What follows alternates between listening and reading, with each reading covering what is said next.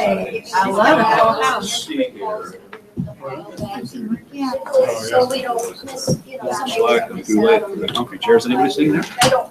I do not I see know. somebody's phone. Okay. Have another one. It might be Teresa's. Don't know. Yeah. I'm You're so writing, lucky. I'm writing my first offer. Congratulations. I'm so proud of you. Oh, I've known these guys for a long time. It's just, I happen to be lucky in that all my friends now are looking to buy houses. We're in that age group. Yeah, you are. Put your name tag, girl. You don't get a point. You don't get it. You get minus for an upside down. It's a conversation starter. No, my favorite is what mine says. When I look down, it says truth is love. Yeah. That's my favorite. I'm like, I know who I Dave, am. how are you? Yeah. You know what I'm saying? It's not for you, it's for me. Teresa, you can draw a crown. Hey now. Hey now. Hi, everybody. I love it. I'm so honored. I was the first person to see her new car. What'd you get? It's a Because they raised your Yeah. That was my favorite card. That was my first card. Yeah. Hang on to those for the moment, and that. So welcome to Tricia's. Good to see some new faces here. Dave shows up once a year. Sometimes twice. Sometimes twice, to teach us how to do business, and I appreciate him showing up. I'm here to learn, I darling. always get the craps. I didn't even get the craps. There's that. We are going to talk about attitude. Yeah. Sorry, I just. I don't need none of that. I don't even know if it's I'm attitude. glad that Okay, honey. There's room over there, there's room here. Well, I can move a little bit. It's me. Oh, it's fine, I'll stay here. I'm feeling any social today. Just today. Yeah, right. Let's get started. There's no room like that. Oh, there's Kelly. Who's in the middle? That might be- Nobody. No one's in the middle. Kelly, but Kelly. here, this space here, bring a chair. Yeah. I love seeing all these people here because it makes it so much more fun. Bummer. Okay. Already. Here's the bites. Okay, get that list. Before we go there, around the They thought room, that quick was somebody question, sit everybody there just, because of the phone. everybody just answers with a quick, simple answer. Around the room, starting with Dave. Do you prefer listings? Do you prefer working with sellers or buyers? You don't have to tell us why, you just know the answer. The money spends either way, so I'm If you had to make a choice. sellers. Sellers. I can't really answer quite yet, but I'm going to say sellers. He has his first listing. Seller. Sellers, say it, roll out, it needs to hear. Buyers, Buyers. Sellers. Who's this person, Amanda? sellers. Where'd you go? Sellers, Amanda? Sellers. What did you say? Sellers. I think I want to go with sellers. Sellers. Buyers. I'll go to sellers, hoping that they're gonna buy one. Sellers. Buyers. Nope, that wasn't, you can't answer that way. You gotta list the last. What, sellers? Sellers, put your hair. I did. Oh, it looks so. We like her hair? Oh, yeah, it's unbelievable. It's amazing. Wow. You just noticed it. Real quick, around the room, do you like her hair? Yes, Becky, yes. Sellers. Sellers. Lisa? What was the question? Oh, sorry, Lisa. The question is, if you had a choice, would you rather work with sellers or buyers? Sellers, okay. Lisa? Yeah, just bring a chair. Let's see how the teams are doing. The winning team so far is Lisa's team. Good work, Lisa. Thank you, team. That team has 868 points. Our session ends April 4, so, and I don't dare say losers or Mark is going to be all over me, but for the team that's not doing so well, You better catch up because you'll be buying us lunch. The top point getters on this team are going to be, correctly, Paul Lambert with 237 business cards that he handed out, dropped them from a helicopter. No, he handed out 237 business cards. That's amazing. What is that? These are your plans. Oh, all together? It's cumulative, yeah. Yeah, okay. Like, I didn't do that in a day. This was notified November 23, remember? Oh, this is today. Thank you. Okay. Our second place team is my team, thank you. Oh, no, Carla's team. And our top, that 770 points, our top point getter on that team is John Wilson. Why is that not a surprise? Because he has called 297 prospects. Wow. Yay, yes, thank you. Nice round of applause. I haven't talked to another 27 people in the last 3 years. John, how many appointments have you gotten out of those? I have to go back and look. What would your number? 1 out of every 20 calls, so it's a good one. Nice. And then how many appointments? For all those realtors afraid to cold call, you need to listen to John. He's the master and he's making a living doing it. After, what, a year in the business? Year and 9 months. A year and 9 months in the business, he's one of our top producers now. Yes, John. And our third place team, Jocelyn, who is she's so ferocious about being a team leader.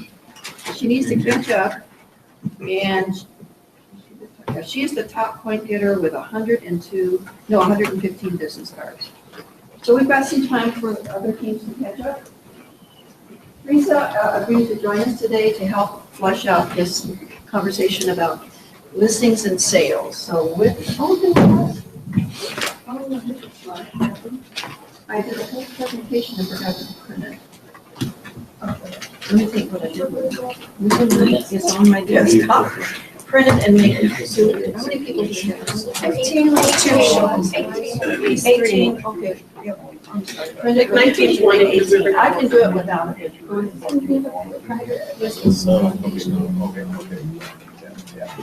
All right, so we're going to start out by, we've already talked about listings and sales. Okay. So the first question is, you already answered, do you prefer listings or do you prefer sales? Teresa, in our industry, I'm curious to know why you said both, actually. Tell us why you said both. I will tell you why, because any day that you stop working in one segment of the market, when the market changes, you're going to be out of step with the shift. And I think it's a dangerous thing to become so listing dependent that you can't work with buyers anymore, or you don't like to work with buyers, because on the day when you need additional business, you have a whole nother side to tap into. I'm so glad you're here today. Oh, thank you. Would you also agree then that some of the realtors in many years past, and I've been selling real estate a long time, as you know, try to specialize in high-end product or low-end product? Would you like to address the danger of that? Oh, that's so, can I say the word? That's so dumb. That's okay. So It's another D word, right? Well, the problem is there's a lot of people that want to position themselves at the high end. Obviously, not a ton of people want to position themselves at the low end. Would that make any sense? Yes. Okay. Where do people, the majority of your business, if you really think about it, especially with buyers, you're going to typically meet people that are similarly situated to yourself. Okay. So if you think about it, wherever you are in your life, those are people that you're probably have as in your sphere. Would that make good sense? Yes. Okay. So when you're younger, you're probably going to meet a lot of first-time home buyers, right? So I'm thinking about some of the folks in here. Some of us who are older, who are maybe already own a home, because you're older. Very old over there. You're going to probably do list sales. Would that make sense? If you already own a house, you're probably going to do list sales. And really, you have to be breathing some pretty rare air to get into the super high price points. There's a lot of competition there, and you need to just look at statistics and find out how many houses actually sell. There's a lot of type-end agents fighting over a very narrow margin of inventory, a lot of whom are going to be relocation companies who you're not going to have an opportunity to get that property anyway. So the moral of the story is, when I saw people specializing in mid-range 350 or specializing in high range, and if I was asked the question, so Kathy, where do you like to specialize? Across the board. I will list anything as long as it has a foundation. It doesn't matter what the price is, because everything will eventually sell. That is more true than I could possibly say. You can help sell some of your crap shacks. Thank you, Teresa, for that endorsement. You second my, I, just second my No, no. motion. no, I'm just kidding. I once lived in a triplex that 2/3 of which had burned. And we sold it almost immediately. Who knows why? Who knows why? All I know is if you don't list it, put a sign in it and on it and go to work marketing it, it's You probably asked never gonna for the sell. business. You asked for it. Any questions so far? Yeah, I see a frown over here. Oh, no. Okay, it's just amazes me. All right, so let's pretend now that you have an opportunity to take a listing. Where will your opportunities for listings come from? Anybody? Sphere? Here, Sphere? Open house houses. lines. Yes, sir. Open houses? Expired. lines. Expires canceled? Floor time. Floor time? We're not going to do For it. sale Door by knocking? For sale. Begging. For sale by owners?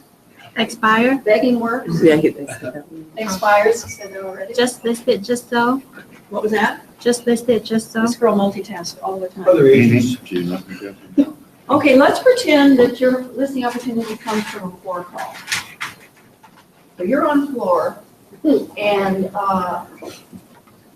John Wilson should take this. a call. He's done it. He's too smart, I can't. What No, would John, you learn he's- from that? Your very first question.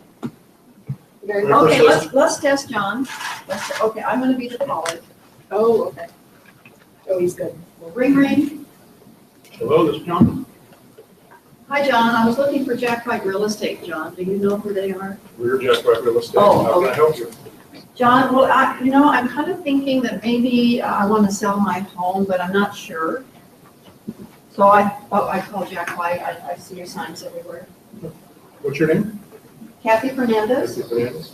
And is this the best phone number to reach you, Kathy? Sure, that would be fine, John. Thank you. The best thing for us to do, Kathy, would be for us to get together. I'd like to come out and look at your home.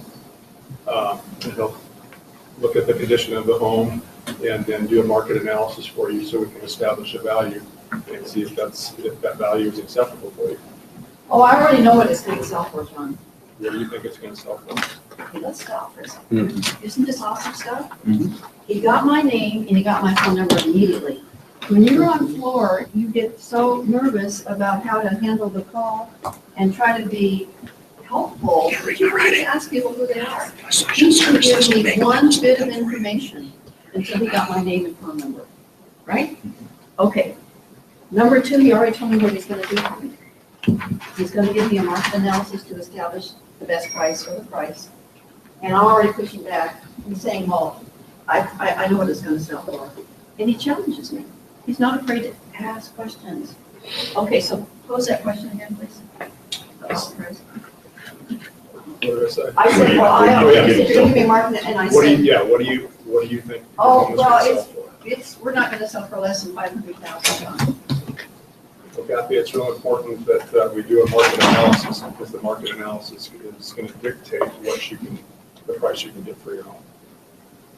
Well, sure, yeah, we look at a market analysis. Okay, we look at a market analysis, John.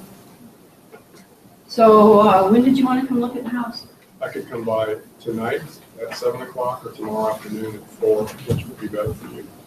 Don't you love this? Option of Isn't this floors. beautiful? He's making me think I'm in control of something. I'm actually not in control of anything anymore.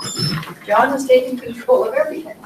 And but he gave me two options, both of which are cool with him. But now I think I can do it. So what'd you say? I'm sorry, John, what the I time? could see you at 7:30 this evening or 4 o'clock tomorrow afternoon. I think 4 o'clock works that way my kids are still in school and my husband's not home to ask stupid questions. So 4 o'clock's good, John. Okay, what's the address of your home? X number is Hillside Drive. I'll do a little bit of research before I come by and then I'll see you tomorrow at 4 o'clock. I know what Lisa's gonna ask. What about the husband? Yeah. Yeah. John got the appointment. Is that critically important? Yes. He got the appointment and he asked him great questions. hope you're taking notes. Yes, we are. John's handled this very well. But Lisa's right. Husband's not available. John, why wouldn't you press for an appointment with the husband on board too? Even though I said he was. My objective is to get the appointment. But Fair enough. at some point, yes, I absolutely have to have him on board. Exactly. Now, my preference, if I were John, I would have wanted, why don't we just meet tonight at 7:30, Kathy, because the truth is you're both decision makers. And it's gonna, I know your husband's gonna actually, in spite of what you said, he's gonna have some very good questions to ask. And I want to get all the questions answered at the same time. So John, I would have pressed for the appointment with everybody there. You need to always know who's gonna make buying decisions and who's gonna make selling decisions. Try to get everybody on board at the same time. For example, if it's a young couple whose parents are gonna assist in buying, what do we do? Get the parents. Get the parents on board. Get the parents at the initial interview, get the parents on tour with you. Yeah. Okay, now I've got my cheat sheet, so if y'all want to look at that. So we did the initial telephone call and questions to ask. Let's move through that a little bit more. John set the appointment. He asked what the home, he asked what he, well, John was going to do a CMA. What I try to do is foresee, what do you think your home will sell for? I try to ask the question. Now, sometimes the seller's going to say, well, that's why I'm asking you to come out, you know. Okay, great, well, that's my job, and I'll be happy to bring with me a market analysis. And to talk about the market analysis, especially if you've got a seller that's going to push back like I did, you're going to want to say, we need to find out what similar homes are selling for in your neighborhood. Not what the value of your home is, but what similar homes are selling for in your neighborhood. And you have to be, real careful. You don't want to alienate these people right from the beginning. So, but the truth is, a home is worth no more than what? Willing to pay. And, but is this initial conversation with me the right time to say that, to be that smart? Probably not. No. Probably not. But I think if you say what similar homes are selling for, that will help the seller realize that maybe it's not really worth 500,000 since everything else in the neighborhood is selling for 400, which is indeed similar to their property. Okay, what are the features of your home? I like to ask this while I'm on the phone. I like to start pretending to be interested in their features. So would you mind, Kathy, sharing with me some of the features of your home? What do you really like about your home? Now, do I really want to know this today? Maybe a little bit. I just really want the appointment. But if I'm asking questions about their home, even though that's another 15 minutes of time, and time is money, the more they tell you about their property, the more vested they are in you. Right. So take lots of notes. What are the features of your home? How many bedrooms? How many bathrooms? Have you made any improvements to your home in the last year or so? So this conversation allows you to develop a personal rapport with these people. In addition to getting that appointment, they will like you for asking. By the way, and John, why don't you be my seller now? By the way, John, can you tell me what your loan balance is today? And that's a tough question to ask, isn't it? If you don't have a little bit of rapport already with those people, when you ask about the features of the home and why are you selling and how quickly do you want to sell, that's a tough question to ask, but it's a good one to ask, especially, well, maybe not such so important today, but 2 years ago, there were so many people underwater that if you don't know before you go over there that they're going to be underwater, you're going to be wasting a lot of time or undereducating the seller. So if they don't have enough, how about this, they don't have enough equity to clear. Exactly. And that, not so much today, but 2 years ago, that was a real important question to ask, to see if they even could afford to sell the house. So if you feel you've got the rapport, just say, by the way, do you offhand know your loan balance today? You can ask, you can ask it casually. So if somebody said, why do you need to know that? Actually, Lisa, I really don't need to know that, but it does help me better understand what your net's going to be from the sale. Yeah.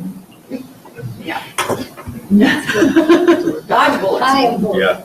Dodge bullets. We want to ask some personal questions. It's Very first. Yeah, that's why you've got to build that rapport. That's why you have to have that long conversation before you do that. Now, The asking if they're going to be interviewing other realtors is also a very dangerous question. Why would that be, Dave? Well, if they weren't thinking about it, that's Well, I guess I should do that. Yeah, right, so Yeah. be so careful with that. You have to be so careful with that. Don't plant that idea in their head. Well, how could you not? Well, By asking that question. be- Well, because you just have to, Yes. you just have to gauge it. You just have to, Yeah. if you feel you've really developed this great rapport and you've got them chuckling on the phone and whatever, you might be able to offhand say, by the way, would you be interviewing other realtors? And once I feel the time is right to ask the question, if I ever ask it, I'm usually not afraid of the answer. And I'm usually pretty well convinced they're probably not. How did you find me? What made you call Jack White? So by asking those questions, you might find out, oh, well, we would never consider, oh yeah, we call Jack White because we can't stand any other real estate companies. So by finding out why they called you, you can gauge that as well. But the truth is, if there's a proper way, if there's a way of asking the question without planting the idea, then you do need to know these things. I've had conversations with sellers where I would have bet money I was the only realtor they were going to interview, because they didn't really want me to know they were interviewing other realtors, but I asked the question anyway and then learned that I indeed was going to be competing. So what's the next best question to ask then if I learn I'm competing, Teresa? You might want to find out if they've met with them before, or what your position is on the roster of lineups, or taking a swing at the ball. Yeah. What position am I in? Have you already met with that realtor? And by the way, who are the other realtors? They don't know how to answer that question. They don't know if that's supposed to be a secret or whatever. And many times, oh, well, it's going to be this person. Oh, well, and then, you know what? Those are very good realtors. It's always a good idea to get a second opinion, isn't it? So it's always a good idea to bring in the rookies. Say that again? To bring in the rookies. Yeah, Oh! in other words. Always a good idea to bring in the rookies. Ooh, that's evil. I'm sorry. In other words. I didn't say I was going to play fair. Just So another gonna good question. play. If you- Or if you're experienced, to get somebody that's highly qualified and experienced, you could put it on the other side. That's what I just said to them. It's always good for you to bring in some rookies. Yeah, meaning I'm smarter Meaning than I'm everybody better else. than In other words. Like, Oh. oh, gotcha, there you go. Bada-bum. Another good question, if they are interviewing other realtors, is, oh, that's good, it's always smart to get a second opinion. What exactly are you going to be looking for in your realtor? Good question. Take notes. Who knows what they're gonna tell you? Who knows? But whatever they're gonna tell you, be sure you can feed it back to them later. Well, we saw your picture, we always like working with wands. Great. Let me get to my hairdresser. Yeah. Right, let me go get some hair. Teresa. Okay, any questions so far about? She's being a comedian, that's all there is to it. Any questions so far about what to do at this point? Dave, you've done this for many years. What would you add to that? well, I was gonna just toss out an idea that if it's cumbersome to ask what the balance of their mortgage would be, one way you can kind of approach that issue is how long have you owned your home? And then you could, perhaps get an idea, whatever their answer is, let's say that they've been there for 5 years, you can say, well, you've probably had a chance to build up some good equity or something like that. Yes, And- exactly. And then you Open could, the door gently. yeah. So that was the only comment that I was gonna make when we were talking about that. That's an excellent way. That leaves it open for them to say, oh, well, I refinanced a couple of years ago, so I might not have that equity.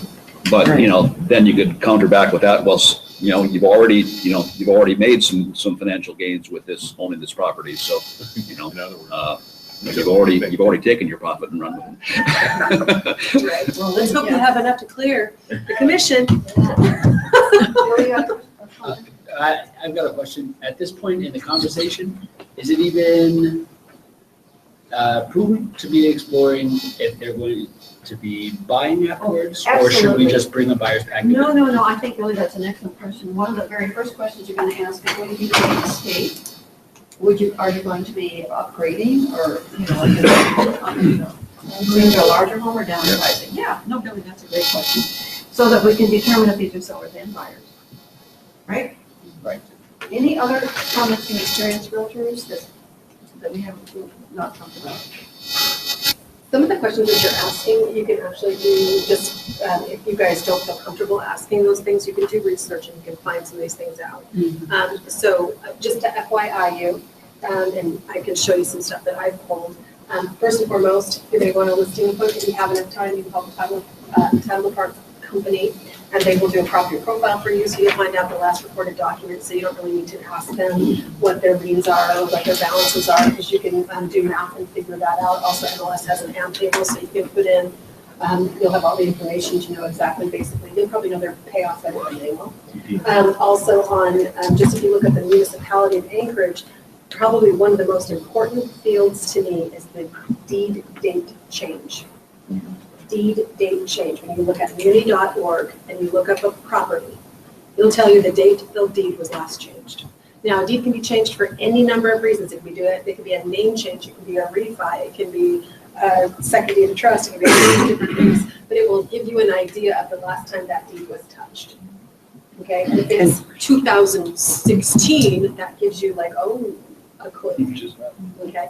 The other thing I do want everyone to do before you go running out to this appointment is I do want you to pull the tax records. There's a really smart, important reason why.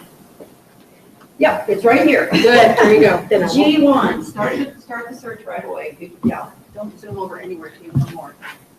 I have just a topic to throw out for conversation. I'm not sure if this is the right place and time, but skimming through your summary here, it seems to be pointing, from what I can see, toward the assumption that the first meeting that you're having with these people, you're going to do a CMA and you're going to try to do the listing right then and right there.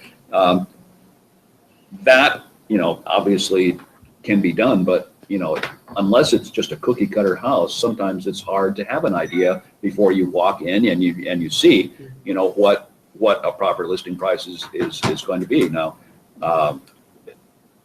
with that being said, if it's at all possible, I prefer to do a two-step listing process, but am I shooting myself in the foot by doing that? That is a great question. And I'm going to say personally, I want the one step. I want that listing today, even if I don't know how to price it. I want that listing agreement signed and we can make adjustments later. Assuming that you're in competition. Especially you're if I'm always in competition. Yeah. You just assume that you are.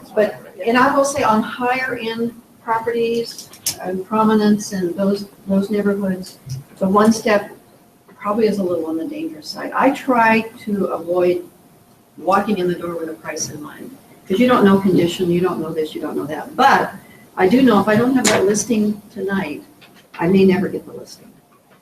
And we'll talk about that. But Dave, that's a great question. And a lot of very professional realtors prefer the two-step. So they can go in, get all the facts, and then come back with a real market analysis. I'm going to walk in the door with a 90% market analysis. And then I'm going to adjust the numbers while I'm with these people. That's what I prefer to do. But a lot of very good realtors do exactly what Dave said. I'm going to walk in with a laptop on the CMA in front of them. Exactly. And I'm going to have the listing paperwork ready to go to get signed. That's what I'm going to do. And if they want me to come back, I'm happy to come back. Yeah, and you'll make your adjustments right on Right now. the laptop. Right now. Any My questions? CMA will be a range. Yeah. I would have a range. Yeah, ranges. And, Yeah. Depending on So, condition, and yeah. well, you'll see, I'll show you, I'm gonna show you one that I did recently. Thank you, Dave, that's an excellent question.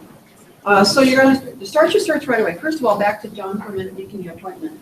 When I get a phone call, I think I've said this before, when I get a phone call, I want in front of those people in the next 3 days or less. So if I'm taking floor, for example, I'm taking floor time, anticipating that phone call, I already know the dates I'm going to be available. I look at my schedule and I know exactly when I can make appointments with people, day or evening. But my goal is to get in front of them in 3 days or less. If you're a real busy realtor, you're going to be tempted to say, well, okay, it's Monday, I'm really busy this week, I'll come see you Saturday.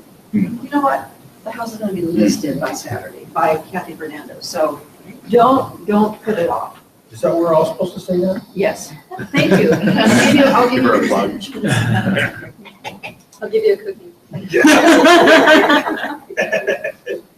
So anyway, just know that your clients don't want to know you're a busy realtor. They don't want to know that because guess what? What are they going to say? Anybody? You don't have enough time for me. Or us. Mhm. Oh, well, we want to talk to someone who's not quite so busy. The rookie, we want to talk to the rookie because they'll give us all of their time.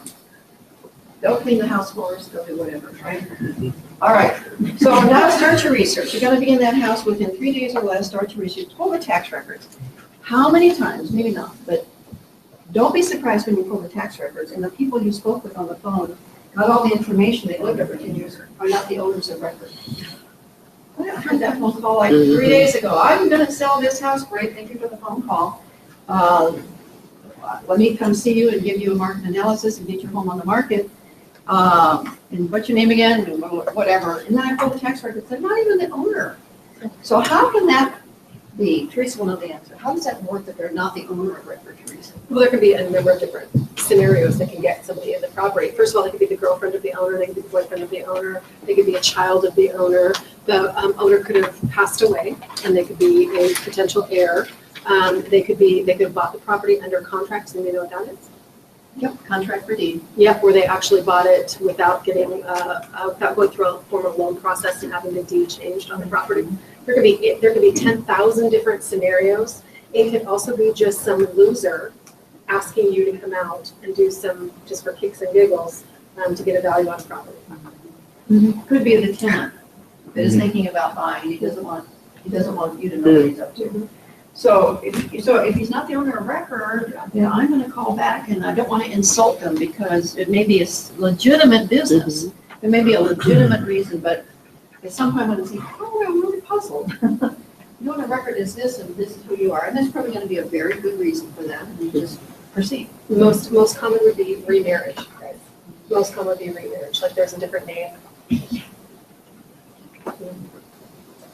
Okay, so then the next thing is I want to know a little bit about the neighborhood. Now, when I do a market analysis, less is more. I do not need 40 bits of information to do a market analysis. On the other hand, so where I start is I start with the subdivision. I don't start, not yet. I don't think so. I don't just do a general grid map search. That doesn't matter to me. But if it's Valley View subdivision, for example, there's going to be plenty of statistics that you can use for that neighborhood. There's no reason to go outside of Valley View. On the other hand, if you are looking at a listing that's still in a meets and bounds description, you may need to use a grid map to search it. So I do what I call a little mini CMA, and I will show the seller this at the presentation. Amanda, would you pass this around, please? And you mean rectangular survey, because meets and bounds descriptions are only on the East Coast. Well, I've got one on the market now with a meets and bounds. You probably have a rectangular survey. Oh, I have a rectangular survey. There you go. Why didn't I know that? Because during Western expansion. Like, let's not do it. Let's not do it. Colonization. She's part of the laws. Yeah, stop it right now. Teresa, what was Benjamin Franklin really like? He liked to talk in the nude, Dave. Is that what I don't know. Don't turn on the light, I don't know. Right? I think you're talking about Thomas Edison. That's a different guy. You got it going on. But you need them both. Okay, so this is a little mini. Right back at ya. This is the mini CMA I do. And by the way, this is the same CMA I do for open houses. So I become the neighborhood expert, and Amanda will have these two in a minute. So this actually, I'm using as a sample today a listing that Billy is responsible for. It's just, he was on the job 3 days, or two, what was it, 2? We had a listing. It was, 3 days. 3 days on the market, and we weren't sure we were gonna get the listing. I couldn't remember why we weren't sure, but it didn't matter. A listing, it's not a listing presentation in my book, it's a listing appointment. You have to think like you're gonna get the business. I've seen. Okay, so this home was in the foothills. It had been on the market before, right? Yeah, with another realtor. And of course, your default in MLS is 12 months. And how far back will an appraiser go, anybody? 6 months. Thank you. Okay, 6 months. So if this is over 6 months old, it may not count when the home is appraised. So here's what I want the seller to know. I want the seller to know on January 20, when we met with the seller, Billy's client, that there was only one home for sale. And I do take the time to learn a little bit about the property. I don't need to visit the property to learn this. I can do this just by looking online. So the first property that would have been their competition, was their competition when we put it on the market that night, was a relocation property that had been completely updated. And then we have the for sales. Now, what I like to do, like I said, is I give a little information, but the numbers over here, the 1,500, the 4,500, and the 5,300, what does that potentially represent to anybody? Was it cost paid? What is it? I did you. Those are the closing costs that those sellers agreed to pay, paid at closing for their buyer. You must have a conversation with any seller you talk with about the potential of closing costs that the buyer will ask the seller to pay. That is still our market today. So we have 4 sales, and of 4 sales, only 1 seller did not pay closing costs. Good information, and this bit of information when you do your net sheet with the seller will save you every single time. You will be a hero. And then we have the 2 did not sell, and of course the subject property number 6 is the one that we listed. It went on the market, if you can tell, for $364,500. 123 days later, it had not sold, and at one point they dropped the price to $329,500. And it didn't sell? Didn't sell. And another one listing canceled. Okay, so we listed the property that night. And I did show them this mini CMA. This Mary must have an emergency. We don't have an emergency, but I know you get points for having the name tag, so I wanted to deliver. Oh, that's sweet. Too late, sorry. Christina Shield. Yeah, I'm not on. They're not on our team. Okay, so jump to this now. Matt, you can hand this out, please. You can hand this out. Okay, so I take this. You all know, do you know how to take this information and put it into this pretty format? Right on in, it's easy. Right on into this.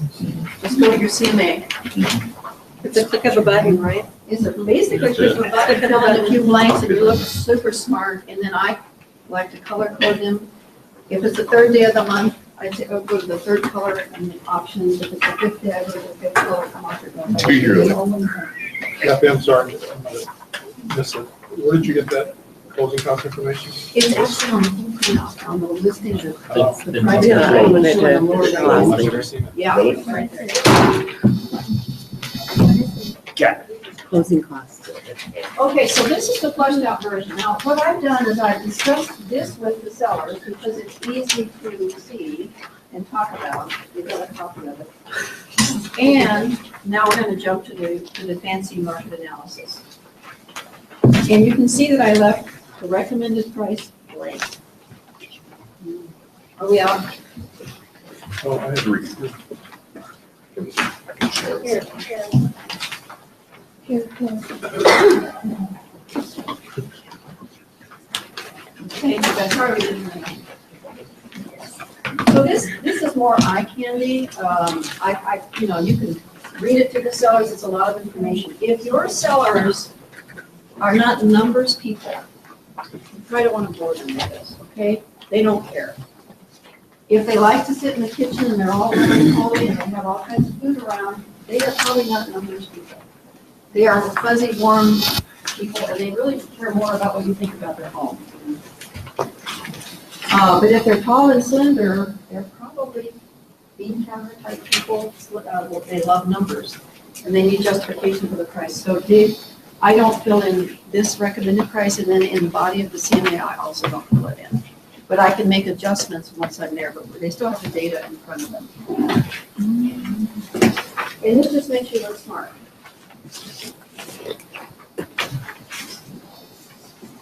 Okay, so that's what I prepared for these people. Are there any questions or concerns about any of this? I mean, this is just the first 3 pages of it. The rest is just CNA stuff. I have a quick question. Yes, ma'am.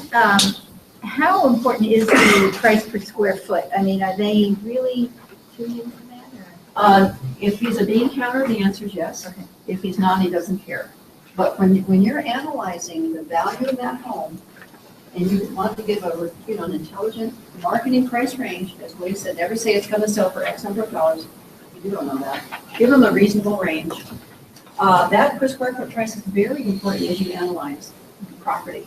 Now, there's a lot of fallacies with that though. So what are the things that can go wrong if you strictly look at per square foot price? Teresa probably knows it. Well, you can have a very expensive property that has very little square footage. So that could totally skew you off. You could also have a huge lot and a small house. That can totally skew you off. So you got to make sure you're looking at apples and apples and oranges and oranges and mangoes and mangoes. True. The per square, an appraiser is also going to give you, when an appraiser appraises a home, he's going to be looking at he's going to give you a per square foot price as well. The other thing that can go sideways is if you're comparing your 2-story split level with a ranch. Yeah. Oh, thank you. With a ranch home, oh my gosh, the numbers are crazy. Why is that? Anybody who knows? Ranch has a bigger footprint. Yes, sir. Well, and also ranches are more desirable.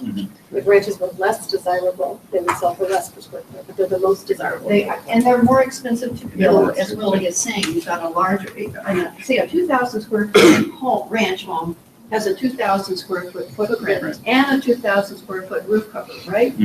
Your 2,000 square foot split level has 1,000 and 1,000. So the cost of construction are half what it would have been with the more or less. Not to mention the foundation and the excavation. That's right. Thank you, good point.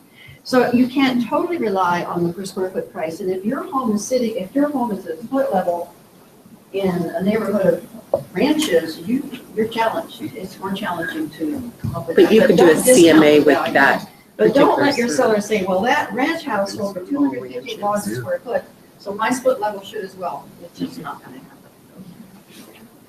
Okay, so you've done all your research, you're ready to go, you can talk about the house, and now I'm at the home.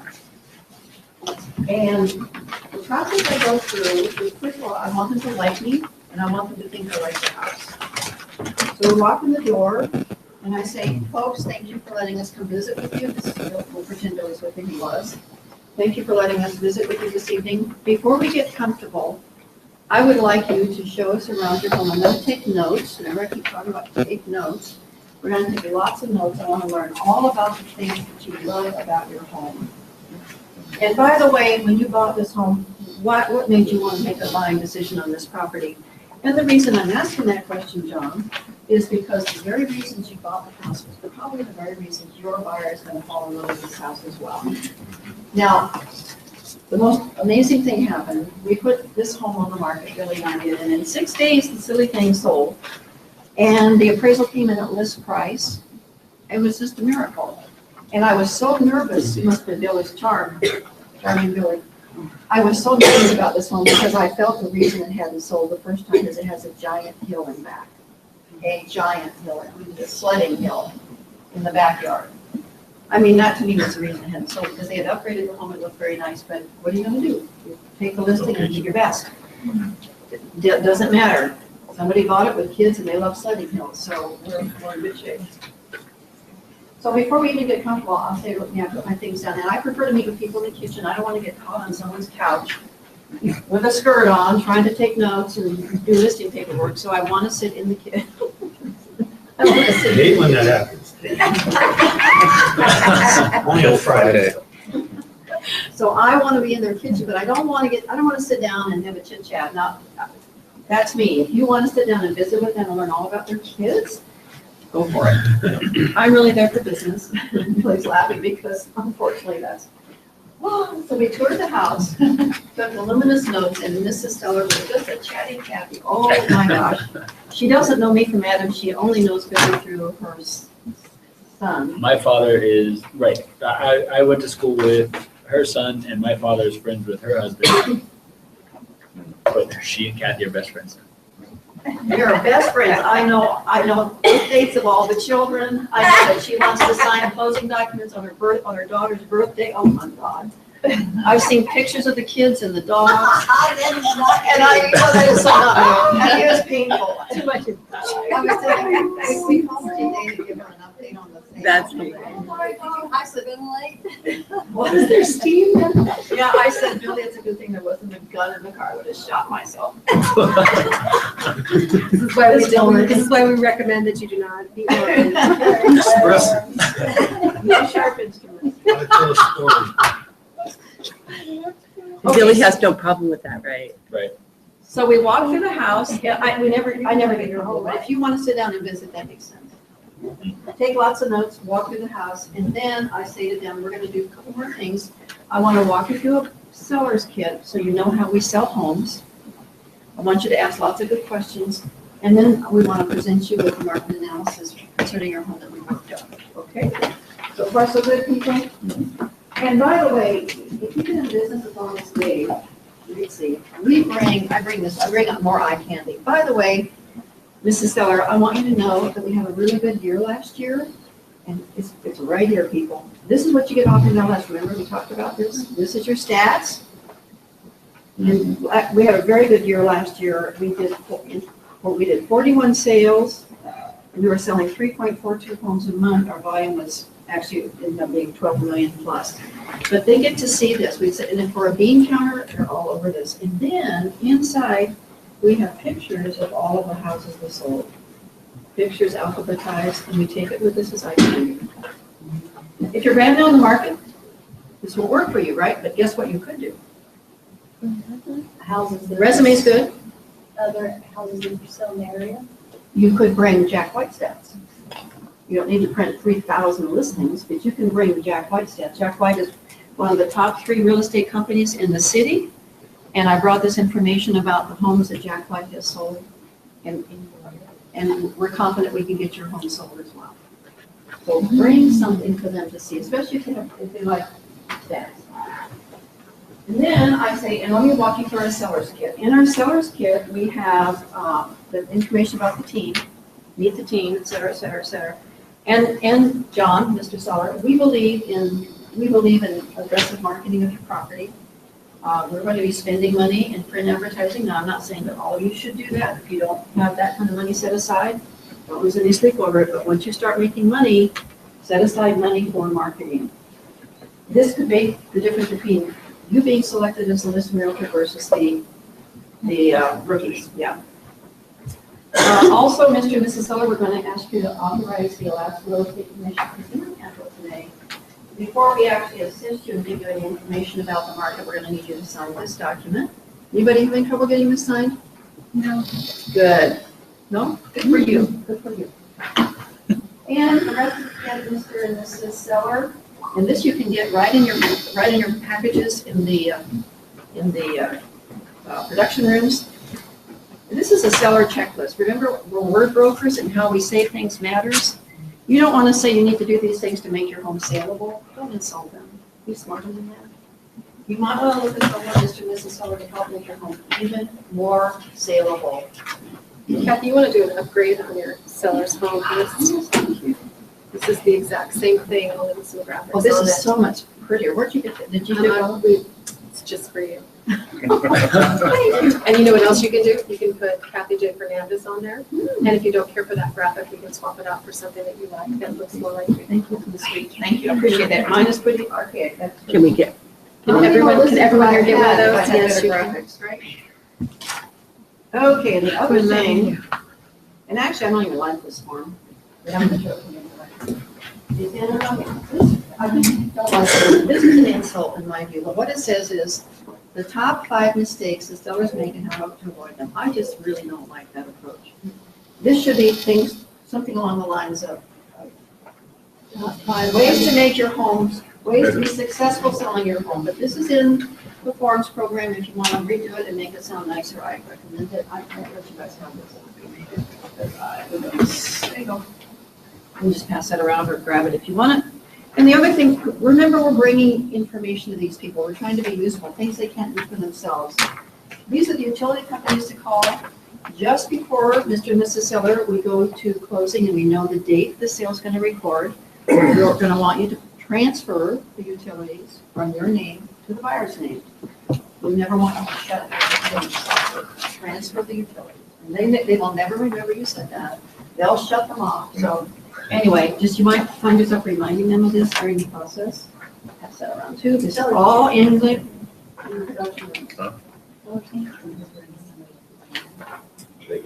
Also in the seller's kit, we put the home warranty information in there. Teresa, are we obligated to present warranties to all sellers and buyers? That answer is yes. You are obligated to present warranties to every seller and every buyer. And they can choose to decline. But like we talked last week, I think when we did our buyers interview, you can't encourage, you don't really need this, just sign a waiver so I'm not in trouble. Don't ever do that, because if you ever go to court, don't tell the judge that you said that, and you'll be in deep doo-doo. So just present them and try to get it, if they don't want it, fine, but become familiar. In fact, we'll probably do a warranty trenches thing. We talked about that in there, right? So you know better. And then we always throw our other listings into the seller's kit. John, as a seller, we do a lot of cross-reference marketing. When we do open houses, we're going to have we won't maybe not at your house today, but we're going to have information about your house at the open house we're going to be doing on the south side of Anchorage. So we do a lot of cross-reference marketing as well. Take your listing inventory with you. If you don't have one, take some of the black white stuff with you, maybe neighborhood stuff. Okay, that's the seller's kit. Any questions about that? Okay, I hope you did that. And you pretty much get that just from the packets that are already there. I built it from the package, sure. All righty, so now we're back on H, the listing presentation. We walked our home. Yes, yes. I tried to wait for a break. I want to know how we contact you for that page that you just presented. You know what I'm going to do? I will send around one. I will ask you to give me your email address, so I'll have an email to you by the close of business today. Thank you. You're welcome. She's so good. Question. Okay, so here we are. We're on H, walk through the house. What did they like about the home? Why did they buy it? Present the seller's kit. Have your listing paperwork ready. Even if you want to do a two-step process, they might want to list tonight. If you don't have your listing paperwork ready, Please, can I make a comment on that? I'm going to tell you guys something. Every single time you walk into a listing, I'm walking in with two things that you're not, okay? I brought them here with me right now, okay? I'm walking in with this thing right here, and I'm walking in with this thing right here. Perfect. And I'm trying to make sure that I leave this on the door when I walk out the door, and this is in the window when I walk out the window, okay, with my name lighter attached to it. Now, the reason is when I walk in with my listing paperwork and the lockbox and the sign, I'm going to guarantee you that none of the other realtors walk in with this. What does that tell somebody right now? You're ready to come here to take the list. Okay, I'm ready to list. You called me here for a listing appointment, right? Well, I'm ready to list your property. And my job is to not leave this house without this on your door, without this in your window. It also says you're prepared and you pre-think. Hopefully, yes. Okay, so the job is, if you can possibly do it, is to not have to go back. Okay, not have to go back. And you are really going to frustrate some people by telling them that they're going to think kind of what I think sometimes is that you're not really together, because you should know based on what you see what that property is worth. Wouldn't you agree that we're supposed to know what a property is worth when we see it? So there's a lot of people who are expecting to walk in the door and have paperwork signed and ready to go. As a matter of fact, I'm going to bet this guy right here, I'm going to bet you drop off paperwork, and I'm going to bet people fill it out and send it back to you all the time. Yeah. Okay? People laugh at me, but there's times I just drop off the paperwork and they give it to me. I don't even have to tour the house. It's like. Okay. Because you do a different kind of listing presentation. Yeah. But your expectation is, you called me to list your property, here's the paperwork, fill it out, and let's get on the road. Catch you right over the phone. Yeah, absolutely. All the a lot. He's better in paper than he is in person. But here's what I'm going to tell you: be ready to go. Yeah. You should be client ready to go. okay, I like the way you said client ready. That's excellent. Years ago, I had a little folder that said sold on it. It was my sold folder. We used to have sold folders. I'd walk in the listing, put my things on the table, and I have my sold folder right there. It's mesmerizing to these people that want to sell. Oh my God, it's a sold sign. Holy cow. I mean, I can't eat nothing wrong with that. Exactly. Okay, you're gonna talk about the strengths of Jack White, you're gonna talk about your strengths. So now we're in the competitive markets, we're competing with other realtors, and we were smart enough to do what Teresa just did. What are your other strengths? What makes you different than the competition? Quickly around the room, what makes you different from the other two realtors that are gonna show up and will want to list this property? One reason. What makes you different? What's the service you can provide that nobody else? Knowledge of the market. Market knowledge. Available. That's a good one. If they think that I'm too busy for them, they're gonna want to list with you. I'm available to do what? Answer your calls, come see the house, anything you need, call me up and. Be a little careful with that because you don't want to be scrubbing the bathrooms, okay? But you know what I'm saying. But we will. Teresa, anything that makes you different? I think marketing. I think marketing pieces I'm going to try and do instead of, I'm going to take that very same marketing piece that you have over there, I'm going to slap some graphics on it, and I'm going to make it just a little bit nicer. It's going to be the same but different. So at the presentation, your stuff is very professional. Correct. And that's huge. Becky? quick sentence. Available and creative thinking, problem How to solver. market, yeah. I'd try to be as available as possible, but I also like to think that I'm pretty good at anticipating potential challenges and dealing with them up front so that they hardly ever come up. And, you know, if they do come up, at least we're aware of. So you're a strong problem solver. I like to think so. You probably are. I would say marketing and tenacity. Tenacity, oh, that's huge. That's a great, yeah. Yeah, we did this, we'll do this again. If you think of one word that describes you, we'll do that another day. What's the one word that describes you? Yeah, I've been saying, well, tenacious. Me? What do you do? What makes you different than the other two realtors that want to list this property? What are you going to do? What makes you different? My ability to prospect. For the buyer. Okay. So you're a better prospector than most other realtors. Excellent. Fearless. She'll not let go. Fearless. That's good. And to listen. I'm happy and honest. We're happy and honest. Why would I want to list with you just because you're happy and honest? I don't know.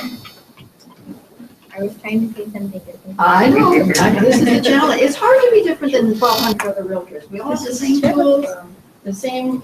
Nobody wants to list with a grumpy realtor. They list with grumpy realtors all the time. Unbelievable. Can you imagine Kathy and your table going, get over yourself, I don't give a damn about your dog. What's going to make you different, Amanda? What? You're ambitious? How does that help get my household, Amanda?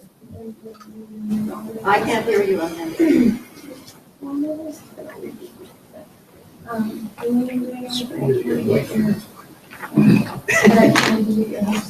So you will do everything you can to sell my house? Yeah. Okay, how many, no, I'm gonna do that. Okay. I need service too. I mean, if you call me and I'll just make it extremely possible for me to show up to whatever you want to do as fast as I can. So isn't availability a big thing here? It's huge. I've sold houses at 1:30 in the morning. Actually. I took a listing at 3 in the morning, so there. Yeah. Yes. Availability for one, and then my attention to details, and I'm a very organized person. That helps a lot. That's great. People are gonna love that. Excellent. Billy, what makes you different? I don't know if this is necessarily the best answer, but I work with Kathy Fernandez, and I've used it before. Kathy has 42 years of experience and, connections. I mean, Yeah, she knows how to, yeah. Don't ever forget the word negotiate. She really is a strong negotiator. Yeah, if you're a strong negotiator, use it. because if I'm up against two other realtors, I mean, if they have more experience than me, that's where I'm weakest right now. So I'll pull the Kathy card, yeah. Or, and if you don't have the Kathy card, you pull the Jack White card. Jack White's in business since 1953. Exactly. That's how I made my client comfortable with my listing. Seriously? Yeah, I said, this is my first listing, so thank you for the opportunity, but just be, rest assured that I have Jack White and all of our stats. I went through and might have, the full force of Jack White behind us. That's beautiful. That's textbook. Thank you. Where did the list of business come from? Was it your mom's house? No, hey. Coworker, a coworker of a friend. Good job. Yeah. Mom, I have Jack White behind me. The full power. I know, and it took the full force of Jack White. I guess. It's like, I know I dropped it off to get your portraits taken. You only come around when you want something. Margaret, what do you bring to the table? This is under my name, my signature on every email that goes out. Committed to investing the time you need to make your best decision.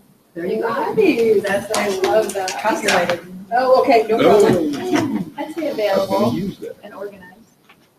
You're really good with words. She's a wordsmith as well. How we say what we say matters. Yeah. In addition to being available, I will tell you what you need to know. I'll tell you what you need to hear, not what you want to hear.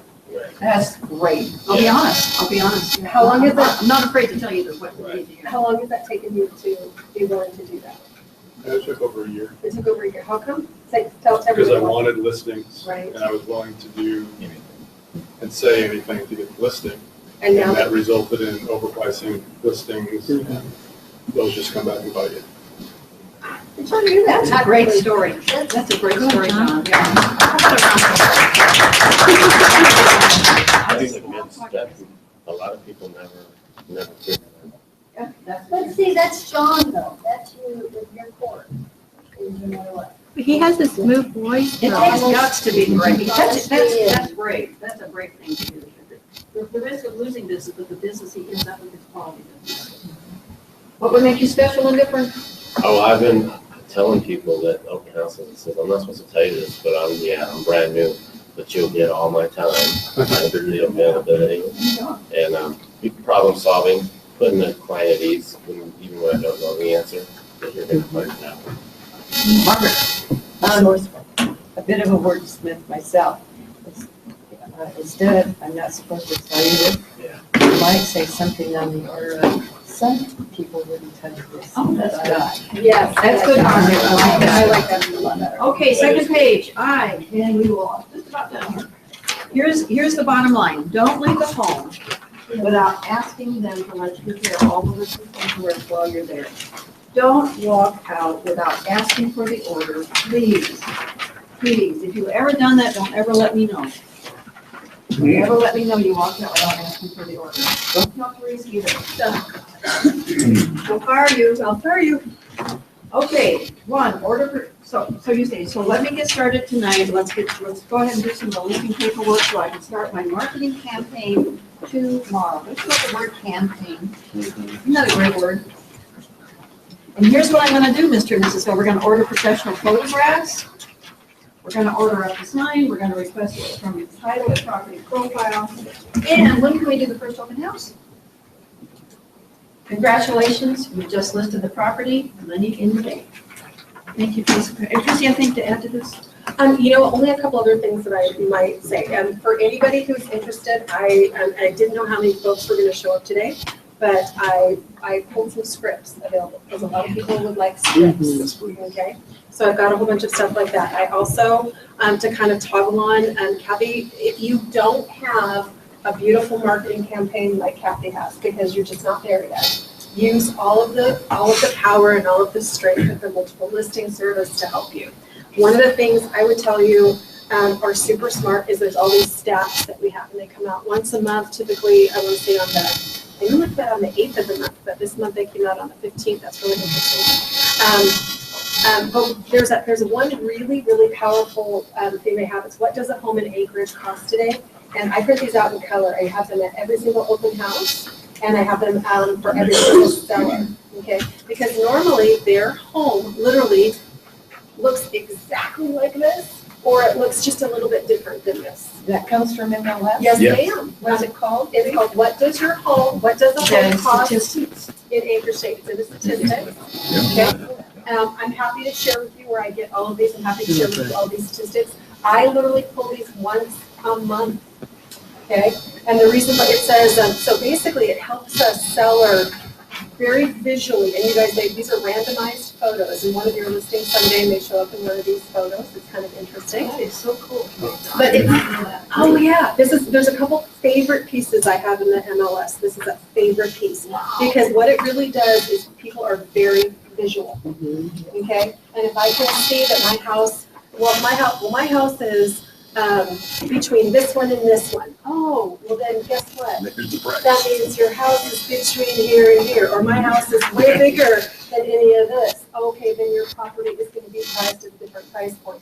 But it also helps a seller, I think, to understand what a buyer is looking at. And I use this kind of two ways. I use this for a seller to kind of say, so tell me where you think your home fits in here. It's very visual. And then what do you think your buyer is going to think when they look at your home?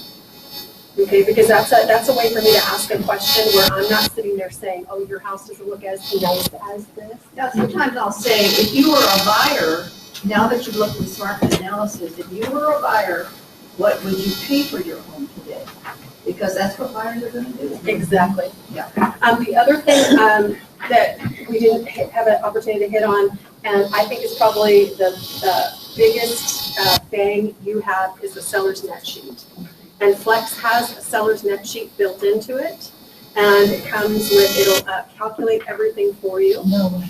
Swear to God, come on, please. Stick with me, I'll take you everywhere. Yes. Love it. And you guys can have them sign it, and it says it's an estimate that you're not guaranteeing any value. So one of the things I would tell you that I would do prior to, and I listed my own house today by myself. I listed my own house, and I said, well, I have to start the driveway. But literally, when I did those, I tried to say to myself, okay, I actually know what I'm doing. How long would it take me to get my own home on the market today? And it probably took me, I would say, about a good, and I'm going to say all told, it took me about 3 hours. Okay, I went and scrounged a lockbox. Thank you, Dr. J. Fernandez team. I scrounged a lockbox. I went and pulled the signs. I got the title company. I had them send me a property profile. I went and walked to Kelly and had her pull the financing information. I got on the Muni. I did all of this stuff. And in order to put all the paperwork together, pull the stats, and put everything together, it took me about 3 hours. I think you ought to, and I actually can do a CMA, and I don't have to ask anybody to help me out, right? So think about how long it would literally take for you to do this to this, and block out enough time. Okay, block out enough time, and have certain things just ready to go. Okay, I would imagine if I were planning on listing, let's say a house a month. And I think everybody in this room could list a house a month. I think I would have 12 of these ready to go, where I only had to slip in a CMA and updated this and updated that. If you had literally your own listing thing ready to go, I think it would make you feel amazing. Yeah. Back to the seller's net sheet, which you can do on MLS. When you do the net sheet and you discuss with the seller the potential that the buyer will want closing cost assistance, put it on your net sheet. Absolutely, and there's a place where you can add all kinds of different things in here. If you needed things added, you can have plus boxes, and you can do the exact same thing. Sellers will say, but I don't want to pay the buyer's closing costs. Mr. Seller, John, you don't really have to. But if I don't explain to you that most likely the offer you're going to get is going to request closing cost assistance, I won't have done my job. So I just want you to be aware of that possibility, John. You do not have to pay it. But if you want to be in the ball game with what most sellers are doing today, you should be aware of it and certainly consider it if it's a good offer. So John, if the seller was willing to pay your asking price for $50,000 and your net is going to be $50,000 from that, and the closing cost assistance is $5,000, would you at least consider paying closing costs when you got that full price on this? Yes. Do you? Now, guess what, folks? You've got $5,000. And I can do these seller's net sheets for you guys too. I have a program that takes about 10 minutes to do. So if you don't have time to get in MLS and all, I can do it. You also give them a range of what that might be? Oh, I do, yeah. Okay. Yeah. Like, where's your range? where. Well, I look at what other sellers have been paying in that neighborhood, and I know what the buyer's total moving costs are gonna be. And so I say the buyer's total moving cost could be this, 14,000, that would be a little aggressive, but maybe you should think about paying half of that, Mr. Seller. So let's put 7 down, and we're gonna hope that nobody asks, but if they do, I want you to be educated. You guys can use a couple of really old school rules of thumb. Are you ready? So sellers typically pay, if you get a full commission, 6% commission. They typically pay 2% in seller's closing, in their own closing costs to clear their mortgage. That covers the warranty costs. Correct. And then the maximum typically any seller is going to be able to pay or will pay is going to be 3% of the sales price and closing costs. The lender will allow that. This is of the buyer's side. Of the Yes, buyer's ma'am. side. But So- they say we can go 6. But we never but go you that can't go half. 6 because there's not that many closing costs. 4%. Yeah, so literally what you can look at is for a seller can be, that's 11, am I correct? And that's 11% if I did my math correctly? So 8 plus 3 would be 11. So if you're looking at a sales price and a seller is going to pay closing costs, there's a full commission, you should be able to easily in your mind just say 10%. Could be up to 10% of the sales price could be seller's closing costs. That's a very old school way to do that. Yes. One thing that, I didn't see on this particular short CMA, but when I do them, I calculate, well, what you'll see is what the listing price was and then what the sale price was. Correct. And you will see a lot of times, okay, they paid 5,000 in buyer's costs, but the buyer financed an extra Correct. 5,000. Correct. Exactly. One last thing, when, at your listing presentation, your goal is to get the listing agreement signed, right? But they don't want the home on the market right away. They want a week to clean it up. Don't ever walk in the door without this unleash the power of Alaska, without this document that says non-MLS listing notice. And it's a really big deal. It's because huge. It is first of all, it's a $100 fine if you have a listing lag or you have not, and it's against the Realtor Code of Ethics to have a pocket listing. So we always walk in the door with our listing paperwork and this document as well, because you want the listing signed. They don't want to get it on MLS right away. Get this document signed. Gabe has to sign it, and you got 3 days to get it into MLS or you get fined. And they will not play. They were letting us go and they're not now. This is 3 working days. 3 days. I think they're saying days. They're not saying working days. I would calculate 72 hours. And if Gabe's not around, Jen can sign it. We've got But if holidays. it's on I the think you weekend, just need to yeah. calculate days. Be on the safe Be on side the for safe yourself. So you don't get fined. It's $100. I was just gonna say, I was thinking about that when you said you bring the lawn box and want to get on the door and that, but what if they want to, what if you like? That's no problem. I think what I'm doing is it's kind of more psychologically ninjaing somebody. No, right. It's not necessarily, I want to leave here and get the lockbox on the door. No, I but can when- still put a lockbox on the door. That's okay. Okay. And then the sign in the window? Yeah, if you don't list it, if it's not gonna go MLS, we're gonna wait and put the sign in the window as soon as the listing goes live. Making sure. We're brokers. Think, be smarter than your client. And with the buyer's pool, like if you're telling the seller that about the closing costs, it limits the buyer's pool if they're not going to do what's more. Exactly. If you're not willing to help the buyer with closing cost assistance, this is your buyer pool. If you're willing to consider that the buyer makes you a good offer, this is your buyer pool. Thanks, Dave. Thanks for joining us. Does that make sense? Tell them, buyer pool, buyer pool. If you're sale by owner, this is your buyer pool. Multiple listed, here you are. And you guys, if anybody wants to stay for just a minute, I don't mind going through all the documents that you need. I know community will, no problem. I'm absolutely happy to sit here. I've got documents actually filled out. There's gonna be typically one document that you will leave with the seller that you cannot, and if you're brand new, please write this down. You cannot fill out the seller's disclosure statement, period. Yep. Cannot. That has to be filled out by the seller. And I've actually had people say, well, they don't speak English, and well, they don't do this, so I filled it out for them. How many days do you have to get that done? Well, you can ask them for it back immediately. You can actually scan a copy and send it to them. You can do a lot of different things. They can actually go on, believe it or not, there's a fillable format on the